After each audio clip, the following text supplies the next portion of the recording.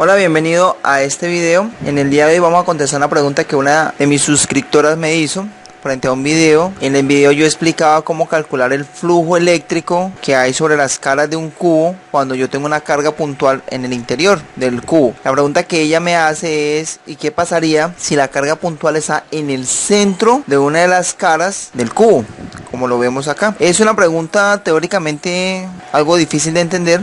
No queda tan claro. La respuesta obvia, físicamente obvia, la que primero se le ocurre a uno es que el flujo es cero, pero no es tan fácil de explicar por qué. Lo voy a explicar de dos formas: uno con líneas de campo eléctrico y otro con la fórmula de la ley de Gauss. Supongamos de que tenemos la carga puntual justo acá en el centro. Como está en la cara, pues la línea, esta línea, porque recordemos de que el flujo es directamente proporcional a las líneas que entran en las caras del cubo, y teniendo en cuenta además de que por acá hay un vector área que está acá, y recordemos de que el flujo se define como el campo multiplicado por el diferencial de área por coseno del ángulo. En las superficies gaussianas no se tiene en cuenta el coseno porque se trata de que las líneas del campo y los vectores de área forman un ángulo de 0 grados y coseno de 0 daría 1. Entonces la línea que entra acá prácticamente se origina en la cara. Es una línea que entra en esa cara y sale por la cara opuesta. Es decir, que el flujo que hay acá que entra es el mismo flujo que sale. Entonces, por líneas de campo podríamos entender de que el flujo total debe ser 0 porque el flujo que entra acá es el que se pierde. Algunos estudiantes podrían pensar en eso. Por ejemplo, si yo construyo una superficie gaussiana que sea una esfera, yo sé que eso no es una esfera, de tal manera que ese sea el centro, entonces uno podría calcular solamente con la mitad del área de la esfera.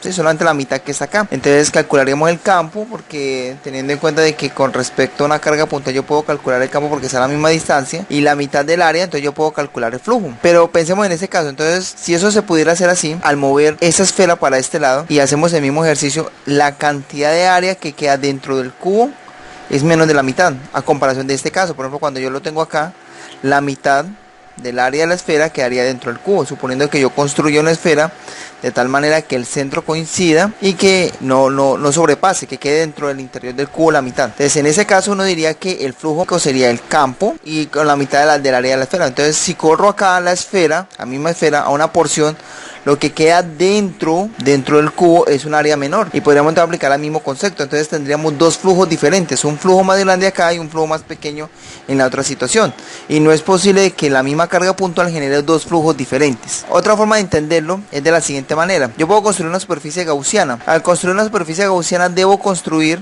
en este caso como una carga puntual, debo construir una esfera. Esa esfera debe tener un radio de tal manera que esté contenido dentro del cubo, pero como eso está dentro de una cara, pues el radio de esa esfera va a ser cada vez más pequeño. Pero no importa qué radio tenga, siempre se me va a salir del cubo. Entonces llego a la conclusión de que el radio debe ser 0, y si el radio es 0, entonces el área es 0. Entonces campo por 0 me daría 0, entonces quiere decir que el flujo sería 0. Entendiéndolo con la ley de Gauss lo que explica es que es la carga en el interior, es decir, esto es flujo eléctrico.